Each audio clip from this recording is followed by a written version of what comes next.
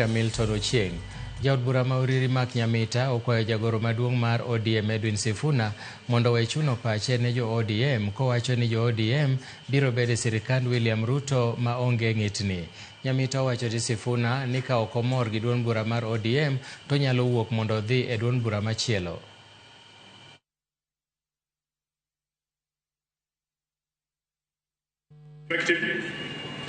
That you might have your divergent views, but as things stand, please keep it to yourself, because we don't have any other option.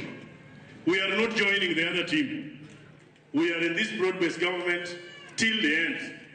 So you better get used to it. If you still think that a few of us who believed in Baba want some support from us. Otherwise, you are also free to join the other wing and continue to sell their gospel. To kata wari ka jonduka mano. Wadwa ni mundu wagol bwa the best. Ei South Akwaka, jibro lara ugolo ngama the best. Mabro represent interest maru kaka jo South Akwaka. Jo awendo bro lara ya wendo ka magi go the best. Manyalo for timo aspirations magi kaka jo awendo.